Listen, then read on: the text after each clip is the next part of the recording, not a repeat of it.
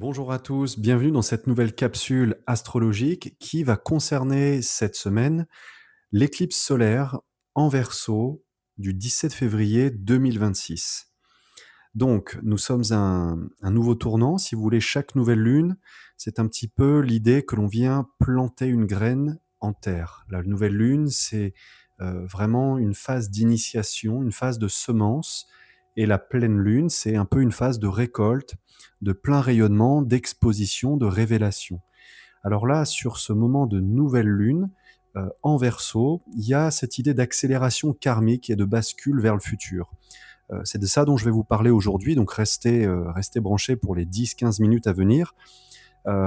Si vous voulez, c'est un événement majeur aussi pour une raison très simple, c'est que l'ère Verseau dans laquelle nous sommes actuellement, de phase de transition dans laquelle nous nous engageons, fait qu'une nouvelle lune Verseau vient en quelque sorte donner le là, un peu comme un diapason. Elle annonce, elle donne la tonalité de ce que sera le futur. D'autant plus que le Verseau, par la planète régente Uranus, c'est un archétype qui est résolument tourné sur le futur, l'innovation, la rupture avec l'ancien. Et là, ce qui est assez remarquable aussi, c'est que cette nouvelle lune aura lieu à quasiment 29 degrés, hein, 28 degrés 49 du Verseau, donc pratiquement 29 degrés, soit le degré anarétique, ce qui marque bien vraiment un point de bascule, un point de rupture, un point de complétude. Donc ça change tout. Alors on va tout de suite rentrer dans le détail et je vais déjà vous expliquer un petit peu plus pourquoi on parle de degré critique ici à 29 degrés du Verseau. Effectivement, le 29e degré, ça marque un degré de culmination. Voilà, on est dans l'idée de maîtrise et de bascule. C'est donc la fin d'un cycle, et quand on dit fin de cycle, c'est qu'on ne peut plus faire marche arrière, et on ne peut plus faire comme avant non plus. Donc si vous voulez, cette éclipse, à ce degré-là, elle agit autant comme un électrochoc qu'une propulsion vers le futur, hein. C'est l'idée d'une libération de conscience dans tous les cas. Et nous n'avons pas eu d'éclipse en Verseau depuis 2018. Vous voyez? Intéressant aussi de se reporter peut-être en chacun, en nos mémoires, ce que l'on faisait, là où nous en étions en 2018. Mais je vous dirais, c'est pas la peine de comparer parce que cette fois-ci, surtout ce qui compte, c'est que nous avançons vers le nœud nord en Verseau, qui entrera fin juillet 2026. Et donc, ce qui démarre maintenant, là, en février 2026, à la date du 17 février 2026, aura un second temps fort. Il y aura une espèce d'écho fin juillet, début août, lorsque le nœud nord mondial, collectif, activera exactement ce même degré, hein. Donc, si vous voulez, c'est important ici de le noter parce que c'est comme un portail en deux temps. Nouvelle lune actuelle et le basculement avec l'axe des nœuds lunaires fin juillet, début août 2026. Alors, voyons un petit peu le climat général, hein, de cette nouvelle lune en Verseau. Je vous parlais de moments forts, là, de conscience collective et d'orientation résolument tournée sur le futur. Le Verseau, c'est un signe d'air fixe, hein, il est sur la croix fixe. En face du Verseau, c'est le Lion, et l'autre axe de cette croix, c'est l'axe Taureau-Scorpion. C'est un signe qui gouverne, on va dire, tout ce qui a trait au réseau. L'idée de réseau, les réseaux sociaux, la mise en réseau, les groupes, mais aussi les technologies. Donc tout ce qui relève de la technologie, de la science.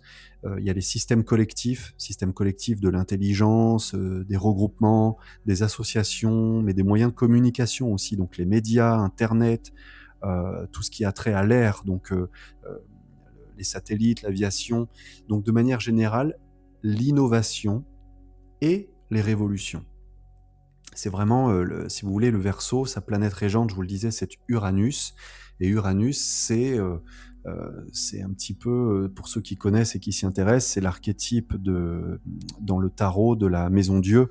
C'est cette idée vraiment d'éclair, d'instantanéité, de révolution, de cassure, de brisure, hein, quelque chose qui vient se rompre par l'inattendu, la nouveauté. Et individuellement, alors pardon, collectivement, hein, c'est donc une éclipse qui parle d'un changement systémique. Systémique voulant dire que ça touche à tous les systèmes. Système social, psychologique, politique, système, comment dire, heu, de la technique, enfin tout est concerné. Et puis individuellement, dans chacun de pour nous, chaque individu dans nos vies, ça peut être les changements de réseau, donc changement d'amis, changement de lieu de vie, changement, mental, nouvelle vision, par rapport à notre vie, à nos priorités et donc aussi des moments de rupture. Rupture avec des personnes, des lieux, des structures qui ne vibrent plus à l'unisson de ce que nous sommes. Et si nous reprenons notre propre vie, cette fois-ci au sein du collectif, hein, le tout dans l'un dans le tout, alors collectivement, cela entraîne des secousses dans les systèmes, hein, des révélations. Il y a des phases d'accélération technologique aussi qui sont corrélées à ce moment de nouvelle lune et potentiellement, hein, éventuellement aussi des perturbations dans les réseaux évidemment. Donc les réseaux évoqués juste avant, Internet, les satellites, les transports. Et pourquoi? Eh bien, ça m'amène à vous présenter, un petit peu plus un point, précis là de la nouvelle lune. C'est qu'il y a un déclencheur dans cette histoire, c'est Uranus, hein, la planète référente, la planète régente du Verseau. Uranus qui est carré, à 27° du Verseau. Parce que cette éclipse, elle est donc au carré exact d'Uranus à 27° Taureau, pardon, je vous ai dit Verseau, à 27° du Taureau, qui est maintenant direct. Et Uranus, je le rappelle, c'est vraiment la planète de la rupture, du choc, de la révolution, de l'effondrement des systèmes qui sont devenus obsolètes. Or, dans le Taureau, qui est un signe qui nous parle de valeurs matérielles, de finances, de matière, de propriété, des ressources, hein, on est vraiment dans le dur, dans le concret avec le Taureau, eh bien on parle donc, potentiellement, vous comprenez que si on combine les deux, on peut parler de volatilité financière, de révélations économiques, de problèmes ou de contractions dans les systèmes monétaires. Bon, sans vouloir faire peur ou annoncer des mauvaises choses, mais ça peut être des crashs, des secousses liées, aux actifs, aux cryptos, aux métaux, aux marchés. On est dans ce contexte. Clairement, on est dans ce contexte, hein. Uranus termine son passage en Taureau. Il entrera d'ailleurs en Gémeaux le 26 avril prochain et cette éclipse, nouvelle lune Verseau du 17 février, elle marque donc aussi une phase finale de déconstruction matérielle, qui touche au collectif, mais qui touche également l'individuel. Ce qui n'est plus stable doit s'effondrer. Mais voilà, en Verseau, il y a de la reconstruction, mais on reconstruit autrement. Alors, je vais venir là-dessus maintenant, et vous parler peut-être d'une dimension karmique forte, hein, parce qu'il va y avoir une activation, comme je vous le disais, par le jeu des nœuds nord jusqu'au mois d'août. Oui, parce que le nœud nord va entrer en Verseau et traverser ce degré à peu près fin juillet, j'ai pas la date exacte, mais ça va être en plein milieu de l'été. Et donc, ce que l'on vit ou ce que vous vivez maintenant, eh bien, en quelque sorte, c'est une préfiguration karmique à ce qui va vraiment se jouer quand le nœud lunaire nord, c'est-à-dire l'axe karmique dharmique, va passer en Verseau. Et la question que l'on peut se poser chacun dès aujourd'hui, eh bien, c'est où se trouve mon 29e degré Verseau dans mon thème? Dans quelle maison? Parce que c'est ce secteur de vie qui va être précisément accéléré.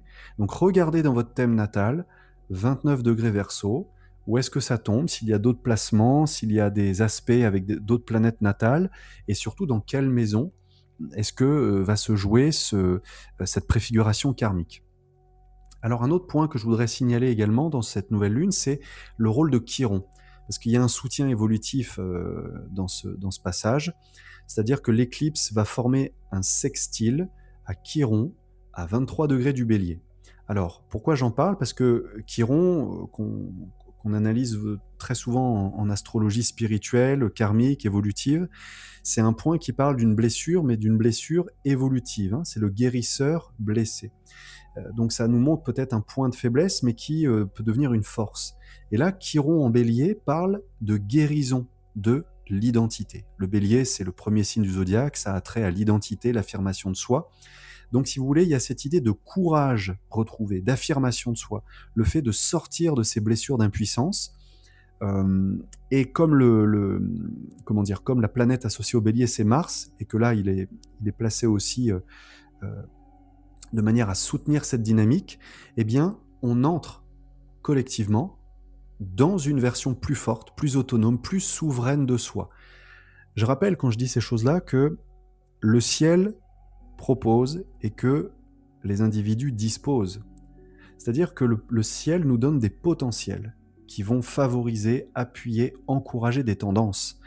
Mais si on ne saisit pas la balle au bond, il y a de fortes chances que les énergies, eh bien, nous passent à côté, au-dessus, ou qu'elles nous écrasent, plus qu'elles nous portent et nous poussent. Donc l'idée, c'est toujours de naviguer au mieux avec l'astrologie. Donc quand je vous dis qu'on rentre dans une version plus forte, plus autonome, plus souveraine de soi, grâce, au sextile de Chiron Bélier, ça va pas se faire tout seul, hein. Vous comprenez bien que c'est une aide précieuse qui nous est donnée pour aller dans cette autonomie, pour aller dans l'affirmation de cette souveraineté personnelle. Mais en tout cas, il y a une sensation, on va dire, qui est palpable et qui est tangible, une sensation un peu de changement, du Zeitgeist, hein, de cet air du temps, et on ne retournera certainement pas vers l'ancienne version de soi. Hein. Le Verseau, c'est résolument futuriste, tourné vers l'avenir. Le Bélier et Mars mettent un coup de bélier, c'est le cas de le dire, un coup de feu pour aller vers cette autonomie. Maintenant, il faut saisir cette opportunité et acter de ce transit pour l'utiliser à bon escient. Alors je vais continuer puis aller un peu plus vers la conclusion à présent pour cette nouvelle lune. Je voudrais aussi vous dire qu'il y a ce grand événement de fond dont j'ai pas beaucoup parlé récemment parce que bon, il y a tellement de choses à dire en astro et on peut pas tout faire, mais il y a effectivement un grand temps fort là dans le ciel, c'est Saturne conjoint Neptune à 0 degré du Bélier. Je pense que si vous vous intéressez à l'astrologie, personne n'a pu rater ça. Parce que 3 jours après l'éclipse, donc l'éclipse du 17 février, nous serons le 20 février, vendredi 20 février, eh bien Saturne et Neptune vont se rejoindre et être conjoints à 0 degré du Bélier. Alors ça, c'est ultra majeur, hein. C'est vraiment un temps fort de 2026 et qui annonce une nouvelle ère aussi. Parce que Neptune, c'est profondément la vision, la spiritualité, le rêve. Saturne, c'est la structure, c'est l'incarnation, on va dire que là où Neptune pourrait être plus le monde, abstrait que certains appellent la 5D, vous voyez? Pour vous donner un repère. Moi, je parle pas en ces termes-là, mais c'est des termes que vous avez pu entendre. La 5e dimension, hein, au-delà du plan matériel, au-delà du plan, éthérique. Saturne, lui, c'est vraiment la 3D, c'est-à-dire le plan du matériel, du réel, du concret. Et donc, le fait qu'on ait cette conjonction à 0 degré du Bélier, qui est c'est le point zéro du zodiaque, hein, c'est vraiment la renaissance absolue, eh bien, ils démarrent ensemble un nouveau cycle de 36 ans. De 36 ans. Donc, c'est véritablement un pont entre le rêve et la matière, la conscience et l'action, autrement dit, entre l'âme et l'incarnation. Et donc, spirituellement, c'est bien pour ça que ça m'intéresse et que je vous en parle, eh bien, ça marque vraiment un nouveau rêve de l'âme qui cherche à s'incarner. Quelque chose que vous n'avez jamais vécu avant et qui demande à naître. Le fameux coup de bélier, le nouveau démarrage, une rencontre entre la vision, l'esprit et la matière. Donc c'est véritablement une initiation. Et là encore, c'est une étape fondamentale, c'est vraiment une étape initiatique même, mais qui ne se fera pas toute seule, qui a besoin de votre implication, de votre conscience, de votre passage à l'action. Mais le potentiel est là et c'est énorme. Alors, je vais maintenant partager encore deux, trois points en conclusion. Je voudrais aussi vous parler de l'équilibre émotionnel. C'est important en ce moment parce que la tension est palpable et très électrique. Mais heureusement, tout n'est pas électrique. C'est-à-dire que nous avons aussi Vénus en Poisson, donc, qui est plutôt exaltée, comme on dit dans ce signe, conjointe au nœud nord pour l'instant. Nous avons Mercure également en Poisson, et nous avons Mercure, trigone Jupiter, à 15 degrés du Cancer. Bon, ça c'est pour les points techniques, mais comprenez que toute cette eau, l'élément eau en soutien, ça apporte de l'intuition, ça apporte de la compassion, ça apporte aussi cette volonté, cette énergie à prendre un peu de retrait temporaire pour aller dans une compréhension spirituelle aussi du passé, hein, se libérer du passé, guérir ses blessures. L'eau, c'est vraiment l'élément de guérison, comme un baume. le fait que Mercure soit trigone Jupiter, ça nous donne aussi cette possibilité d'une grande prise de conscience émotionnelle. Vous voyez, c'est le moment de comprendre pour tout un chacun, à son niveau, par rapport à son histoire, pourquoi ai-je vécu cela? Quelle sagesse j'en retire? Vous voyez, on monte en conscience, puis on redescend dans l'incarnation. J'ai toujours expliqué, et là ça se vérifie vraiment par l'astrologie, que la spiritualité, ou on va dire l'état d'esprit spirituel, c'est autant les racines du ciel que les racines de la terre. Monter en conscience, descendre dans l'incarnation. C'est une double tension, vers le haut et vers le bas. Donc ça nous donne, si vous voulez, une thématique relationnelle forte aussi, c'est-à-dire qui va continuer avec moi. Le Verseau parle des relations choisies. Donc cette éclipse, nouvelle lune en Verseau, du mardi 17 février, peut amener des séparations naturelles, une prise de conscience d'un désalignement avec certaines personnes, d'anciens amis, des gens proches. Ça peut aller toucher vraiment dans les liens proches, intimes, mais aussi, bien sûr, de nouvelles rencontres, cette fois-ci alignées avec votre fréquence de maintenant, alignées avec votre âme. Donc, encore une fois, parmi les questions essentielles à vous poser, ça va être, voilà, avec qui ai-je envie de partager mon futur? Qui partage ma vision du futur? Vous voyez, c'est important de se poser ces questions-là et de pas, par injonction de loyauté, par fidélité, de rester dans des relations qui ne soutiennent pas cette vision et qui ne soutiennent pas ni votre futur, ni la vision collective du futur que vous souhaitez, nourrir. Et si vous voulez, ça a un impact collectif spécifique.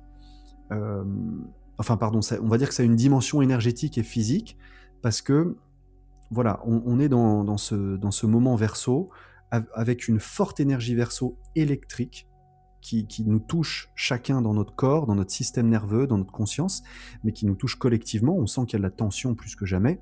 Et puis il y a aussi cette forte énergie Bélier, le feu primaire, l'énergie de l'action.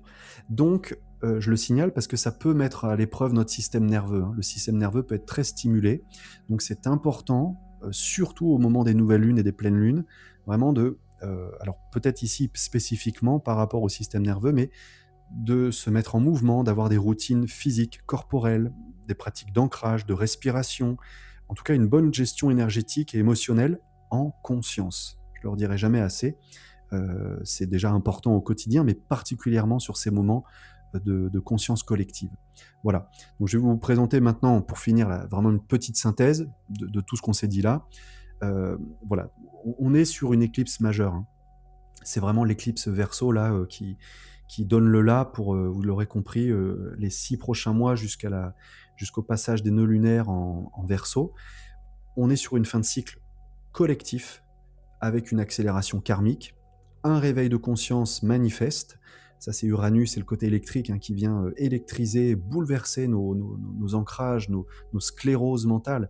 Et donc, il y a une reconstruction des systèmes, mais qui vont d'abord passer par un effondrement, c'est obligatoire, et l'incarnation d'un nouveau rêve, potentiellement. Donc, vous voyez, c'est un moment de bascule vers une humanité plus consciente, en tout cas pour l'humanité qui souhaite aller vers la conscience. Tout le monde ne va pas y aller, hein. Là aussi, il faut que chacun fasse son deuil d'une vision idéalisée d'un grand soir mondial collectif où tout... Non, je ne pense pas, en tout cas, je ne crois pas à cette vision-là. Je pense que par contre, l'humanité qui est prête à basculer peut vraiment bénéficier d'une prise de conscience majeure à cette nouvelle lune. Mais cela passe par des secousses, oui, des révélations. Il n'y a qu'à voir ce qui sort en ce moment sur les dossiers Epstein et sur un tas de choses, et des effondrements nécessaires, effondrements de statuts, de systèmes, effondrements d'individualité, de personnages, de gourous, de croyances. C'est normal. Et c'est très attaché d'ailleurs, si vous observez bien, ces figures qui s'effondrent, ces systèmes, aux anciennes structures de l'ère du poisson. Très verticales, très dogmatiques, très... comment dire, des figures charismatiques individuelles comme l'homme providentiel, le leader, donc vous voyez, la puissance uranienne, la puissance du Verseau.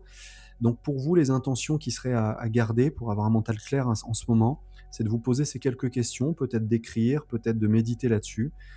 Où suis-je prêt à évoluer radicalement? Quel est le rêve que je suis prêt à soutenir et que je souhaite voir devenir concret? Avec qui ai-je envie d'avancer? Avec qui ai-je envie de m'entourer? Et donc, quelle version de moi n'a plus sa place? Faire le deuil d'une certaine version de soi, ne plus s'attacher à un personnage, à un persona que l'on a joué. Et puis, je vous laisse là-dessus, mais vous voyez, c'est très bien fait quand même, les rendez-vous du ciel, parce que symboliquement, on tombe vraiment avec l'année du cheval de feu qui commence avec cette nouvelle lune.